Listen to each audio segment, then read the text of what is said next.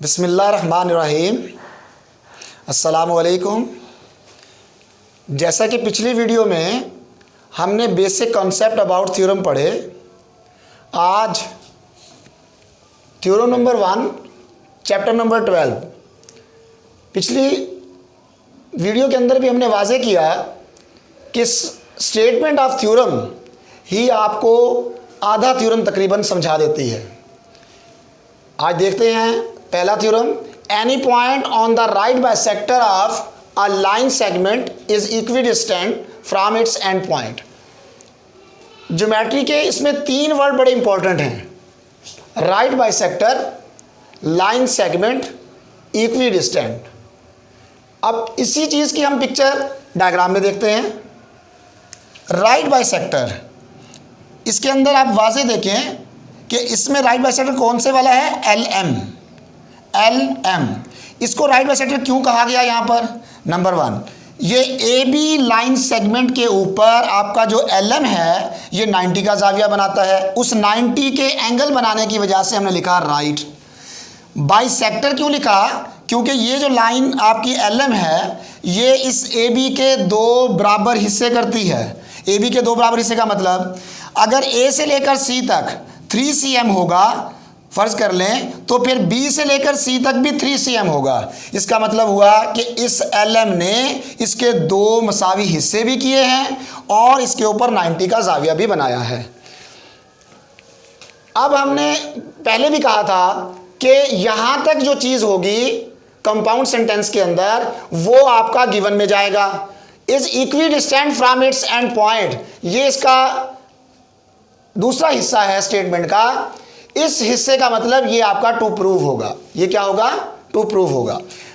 अब इसी चीज़ को जो हमने स्टेटमेंट में आपके सामने रखी, आप देखिए गिवन मालूम, इन्हीं वर्डिंग को हम ज्योमेट्री की जो डायग्राम हम बना चुके हैं उसमें कन्वर्ट कर रहे हैं। अब a line L M intersects the line segment A B. अब इसमें देखिए वाज़े तौर पर गिवन में देखें कि एल एम को आप लाइन कह रहे हैं और ए बी को लाइन सेगमेंट कह रहे हैं।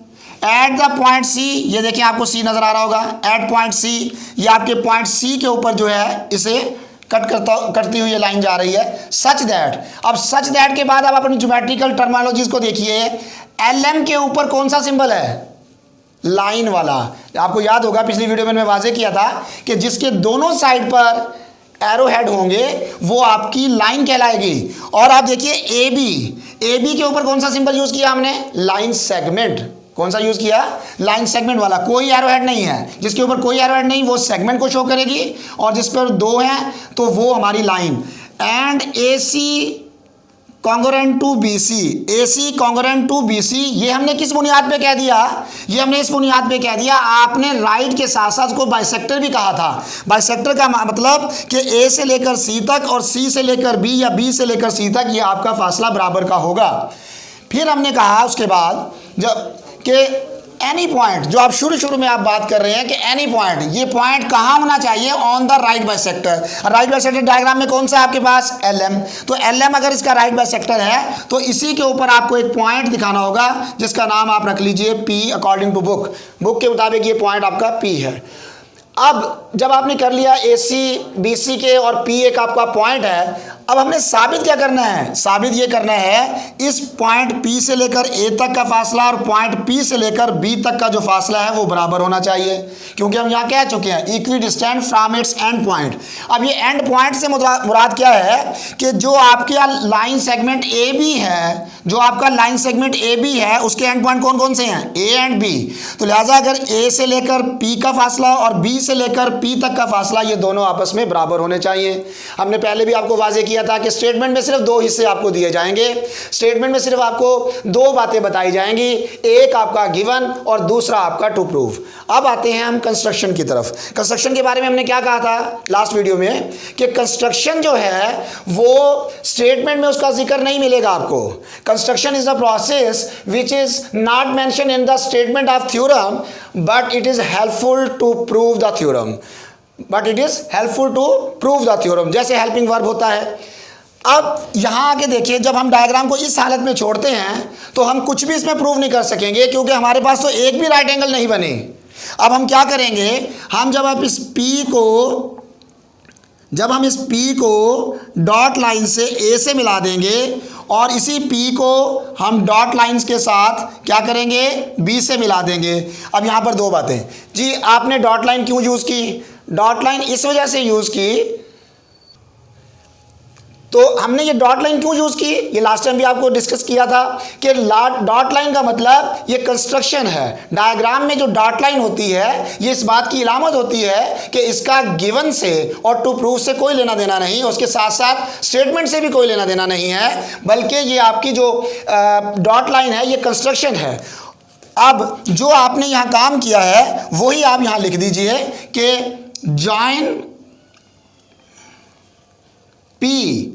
join P to the points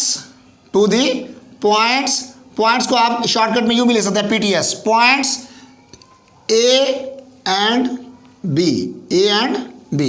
construction में क्या लिखा, जॉइन P, यानी कि हमने पॉइंट P को क्या किया, मिला दिया टू दी पॉइंट्स, PTS उसी का पॉइंट का shortcut, to the points A and B। ये हमारी डायग्राम कंप्लीट हो गई। अच्छा, इस कंस्ट्रक्शन के बाद अब आपके पास दो ट्राइंगल आपको नजर आ रही होंगी, ACP और यहां से देखिए BCP। इसी को आपने क्या करना है, ACP और BCP को आपने इन्हीं ट्राइंगल को आप क्या करना है, कॉरस्पॉन्डेंट लेना है। ACP correspondent to triangle BCP, ACP BCP। फिर याद कीजिए, हमने वाजे किया था पिछले वीडियो के अंदर कि ACP और BCP जब आप इसको कॉरस्पॉन्डेंट ले लेते हैं, उसके बाद आपको इन चार में से लाजमी तौर पर एक पास्टुलेट इस पर आपने लाजमी यूज करना है।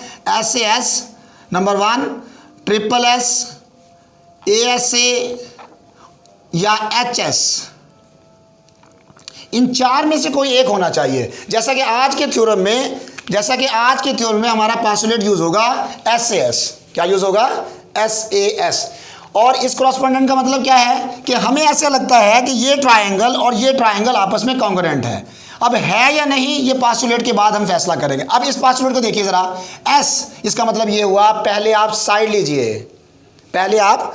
लीजिए जी। अब इसकी साइड देखें, सबसे पहले वो साइड आप यूज कीजिए जो आपकी गिवन या स्टेटमेंट के अंदर जिसका जिक्र हो। अब स्टेटमेंट में क्या गिवन है, AC line segment congruent to BC line segment, AC line segment congruent to BC line segment. अब इसके हवाले से आपकी रीजन क्या है, जस्ट आप लिख दें गिवन। अब गिवन का मतलब क्या हो गया कि आपने ये चीज गिवन में एक्सप्लेन कर दी है। और स्टेटमेंट में भी आपको नजर आ रहा है राइट बाइसेक्टर के हवाले से, जैसे मैंने पहले कहा कि बाइसेक्टर का मतलब इसने हाफ कर दिया, हाफ हिस्सा ये हो गया, हाफ हिस्सा हो गया, तो आपकी दलील हो गई इसके अंदर। अब जब ये कर लिया, उसके बाद देखिए आपके पास एंगल आ रहा है। क्या आ रहा है, एंगल। अब आप एंगल ढूंढे कौन सा है जो बराबर भी हो। यहाँ पे जो एंगल है ACP और यहाँ से देखें तो BCP, तो इसका मतलब हुआ angle ACP congruent to angle BCP, ACP BCP। अब ये दोनों 90 के एंगल हैं। अब पता कैसे लगा जी दोनों 90 के एंगल हैं, भाई स्टेटमेंट में वाजे किया तो वो है राइट बाइसेक्टर, और राइट क्या शो कर रहा है कि ये जो LN था ये इसके ऊपर 90 का जाविया बनाता है। अगर ये 90 है तो कंफर्म बात है वो भी 90 होगा। क्यों 90 होगा, because these are supplement angle to each other, ये दोनों एक दूसरे सप्लीमेंट एंगल कहलाते हैं। तो अब इसका जो आप जिक्र देखें तो ये जिक्र कहाँ पे मिलेगा आपको, जरा गौर कीजिए अपने गिवन में, LM perpendicular to AB, LM perpendicular to AB। इसका मतलब हुआ कि ये चीज भी आपको गिवन में मिल रही है, ये चीज भी कहाँ मिल रही है, गिवन के अंदर मिल रही है ये चीज भी। टोक दे। अब इसका रेफरेंस भी आपको गिवन, आई मीन्स इसकी भी दलील आपको गिवन में मिल रही है। लेकिन उसने किताब वाले ने क्या किया, यहाँ पर आकर एक थोड़ी सी इसको एक्सप्लेन रिपीट कर दिया।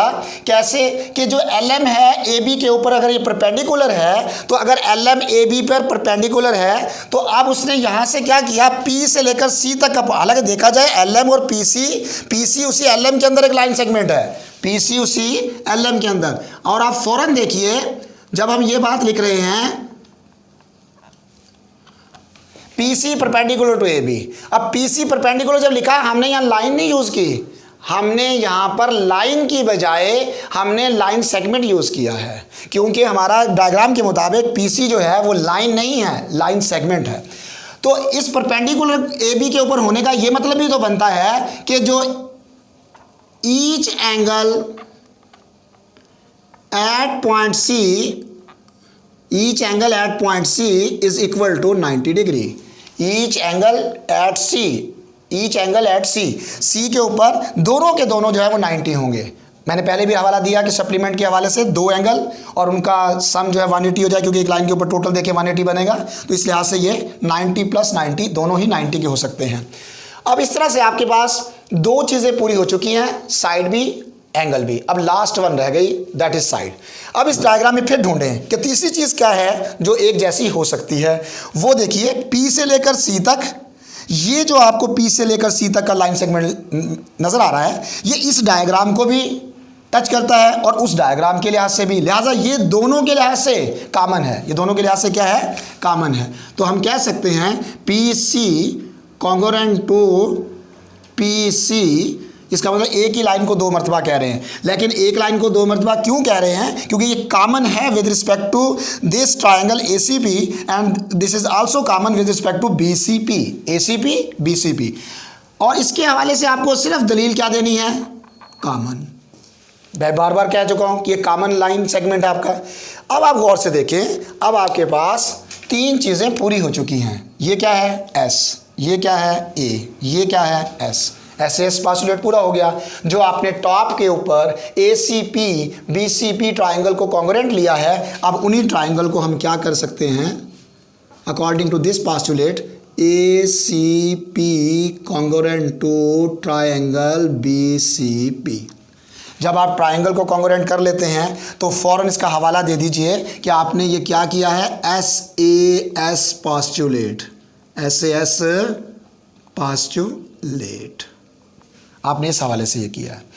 इसके बाद जब ट्राइंगल हो गई, सब कुछ हो गया, तो इस डॉटेड लाइन को और इस डॉटेड लाइन को देखें। ये ACP की आई मीन हाइपोटेनियस है और ये जो है आपका BCP का हाइपोटेनियस है। और जब दोनों ट्राइंगल को आप बराबर कह चुके हैं, जब आप दोनों ट्राइंगल को बराबर कह चुके हैं, तो इसका मतलब क्या बनता है कि इसकी हर चीज़ बराबर है। हर चीज़ का मतलब तीनों साइडें, तीनों एंगल्स, वो सब बराबर हैं।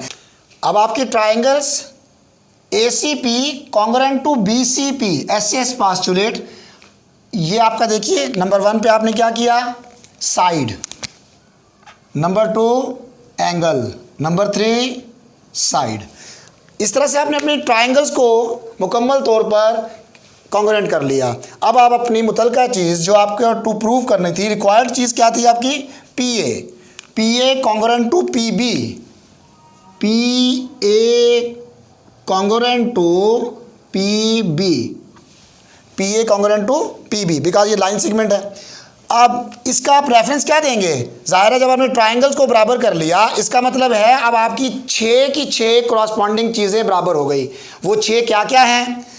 एक साइड आपको ये दिख रही है PA PB, अगर देखा जाए वैसे हाइपोटेनियस भी बनता है, AC BC, और इसके साथ साथ PC PC जो कॉमन। इसी तरह तीन जाविये, तीन साइडें ये आपस में बराबर, क्योंकि आप ट्राइंगल्स बराबर कर चुके हैं। तो सिर्फ आप इसमें एक रेफरेंस दे दें छोटा सा रीजन के अंदर, corresponding sides of congruent triangles, corresponding sides of congruent triangles. इस तरह से आपका ये थ्योरम मुकम्मल तौर पे कंप्लीट हुआ। जो आपने टू प्रूव करना था हम वहाँ तक पहुँच गए, और इंशाल्लाह नेक्स्ट टाइम अगले थ्योरम से स्टार्ट लेंगे।